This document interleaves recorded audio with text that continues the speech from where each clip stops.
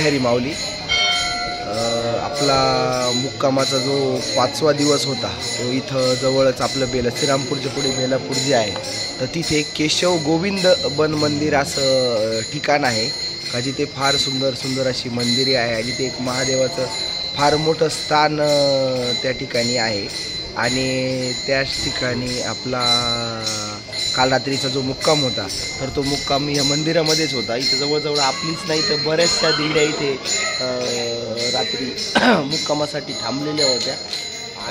आपलं जे केशव गोविंद बन मंदिर जे आहे ह्या मंदिराची आख्यायिका अशी आहे की इथं जे केशव आणि गोविंद जे होते म्हणजे यांचं लहानपणाचं नाव हे डांगू आणि नागू असं त्यांचं नाव होतं। तर ते हे जे दोन संत फार मोठे संत आपल्या महाराष्ट्रामध्ये होऊन गेले आहे।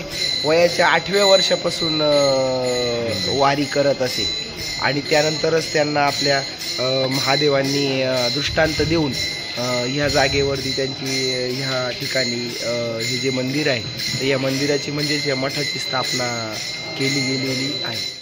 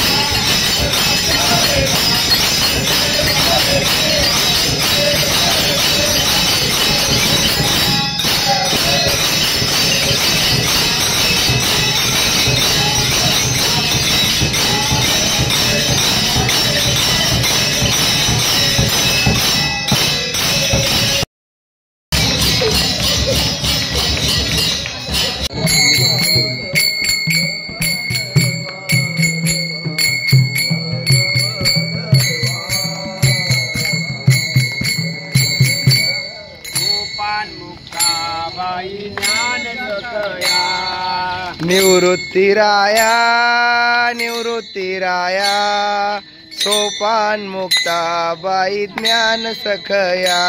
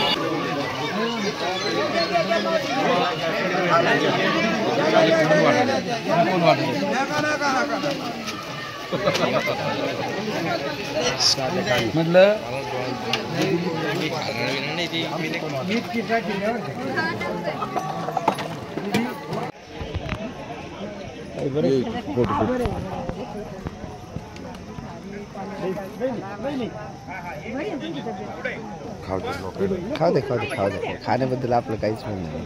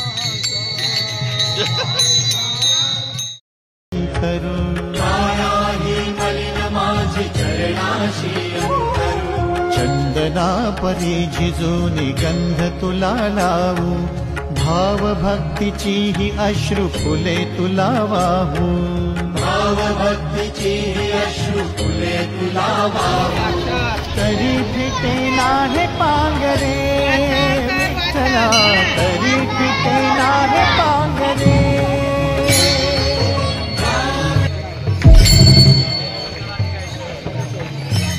ठेवली का पालखी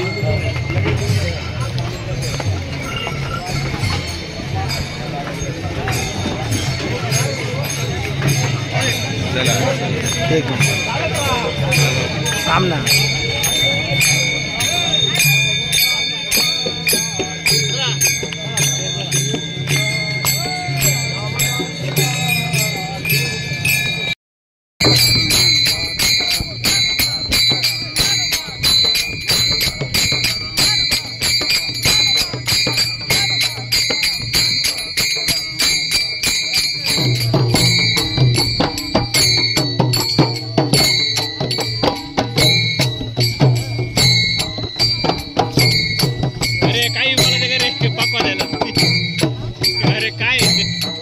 माऊली. अरे माऊली, कितवी दिंडी आहे तुमची? आमची नववी दिंडी. नववी दिंडी. बर बर. काय अनुभव आहे दिंडी मधला? एकदम चांगला अनुभव आहे. आनंद वाटतो. त्रासातून माणूस थोडासा रिलॅक्स होतो. भजन त्याच्या घडलं जातं एवढ्या दिवसामध्ये. वाईट साईड एखादा दिंडीतला तुमचा सगळ्यात चांगला अनुभव कोणता आहे? सगळ्यात चांगला अनुभव म्हणजे माझा, मी लोकांना काही आजारी पडतात, हातपाय दुखतात, त्याच्या गोळ्या औषधं जखमीवर मलम देतोय. जेव्हा सकाळी मला सांगतात तुझ्या गोळीने मला बरं वाटतं, त्यावेळेला मला खूप मनस्वी समाधान मिळतं. दिंडीमध्ये जी शासनाची व्यवस्था आहे ती कशी वाटते तुम्हाला? शासन म्हणजे शासनाला इतका आनंद वाटलेला नाही, शासनाला इतका आनंद वाटलेला आहे दिंड्यांमध्ये. त्यांचं असं म्हणणं आहे की तुम्ही लोकांना किती बी धडकशा दाखवला तरी लोक तुम्हाला ऐकू शकत नाही. ते लोक फक्त ऐकतील तर याच माध्यमातून ऐकलं. चारित्र्य त्यांचं वालं, वागणं, शिस्त, घरचे एकोपा, समाजामध्ये वागणं, हे सगळं याच गोष्टी म्हणून घडेल. तर तुम्ही किती कायदे करा, कानून करा, काही त्यांना हाना मारा, तुरुंगात टाका, त्यांना फार फाशीवर जरी दिलं तरी त्यांची सवय जाणार नाही. ती फक्त त्यांच्या मनात प्रेरणा तयार होते, या परमार्थातूनच तयार होते. जेव्हा हे नाही आहे हे पण माहिती, पण त्या श्रद्धेवर जे चालतंय ना त्यानेच समाज काहीतरी, आणि त्या समाजाचा उपयोग सरकारला या पद्धतीने होतो. पंढरपूरची वारी आहे, ते म्हणतात ना 100 वेळा काशी एकदाच पंढरपूर. 100%. तर अशा या अभंगाप्रमाणे माणसाने एकदा तरी जीवनामध्ये वारकरी व्हावं आणि पंढरपूरची वारी नक्की करावी. जय हरी. जय हरी माऊली. आज आम्ही साधारणतः सकाळी 7 वाजता आपलं केशवबनमधून निघालो आणि आज पूर्ण रस्त्यामध्ये कडक ऊन होतं आणि सगळ्यात महत्त्वाचं म्हणजे एक मोठा हायवेनी आम्ही चालतोय. देवळालीवरून आम्ही जे निघालो ते आता एका ठिकाणी हरिपाठाचा जो ठेपा आहे त्या ठिकाणी आम्ही पोहोचलो. परंतु आज परिस्थिती अशी आहे का आवाजही बसला, रस्त्यात पाणी मिळाना, खायची पण व्यवस्था, पायाला पण फोड आले, पायाला फोड आले. ज्वारीची भाकर होती तर ती पटकन पचली. अशी काही आजची परिस्थिती आहे. पण तरी वारकऱ्याच्या चेहऱ्यावर अजूनही उत्साह आहे. तर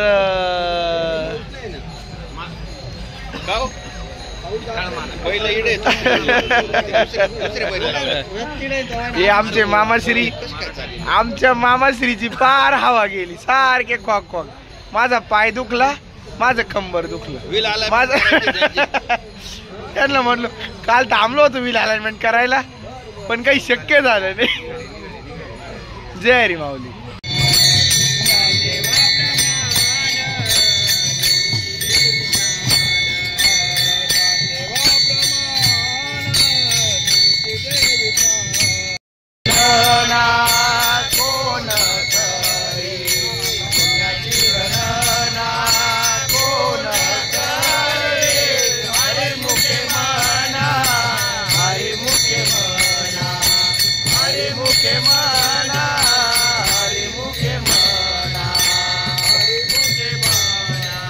भेटला विठ्ठल माझा, भेटला विठ्ठल, गुरु एक तुझी माझा विधाता अजाल, गुरु विना तुने सारे विश्व हे सकल, भेटला विठ्ठल माझा.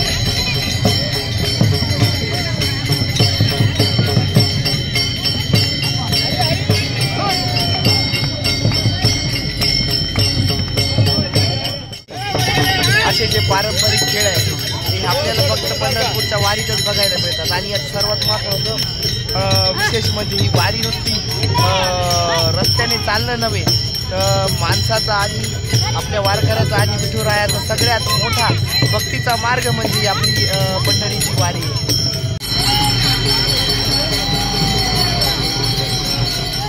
जय हरी माऊली. आज आपला जो प्रवास आहे, आपल्या 6व्या दिवसाचा मुक्काम राहुरी येथे आहे आपल्या एका कॉलनीमध्ये. आणि आपण तो जो मुक्काम आहे तर साधारणतः जवळजवळ आपण आज 30 किलोमीटरचं अंतर पार करून पायी चालत आलो. अक्षरशः पायाला फोड देखील त्या ठिकाणी आलेत. आणि सगळ्यात महत्त्वाचं म्हणजे आज कुठेही पाऊस पडला नाही. कडक उन्हामध्ये आम्ही सगळे वारकरी आणि सोबत निवृत्तीरायांची पालखी त्या ठिकाणी आलीत. त्या पालखीसोबत आम्ही पूर्ण आता जवळजवळ 30 किलोमीटरचं अंतर पार करून देवळाली या गावामार्गे आम्ही येथे पोहोचलो. जय हरी.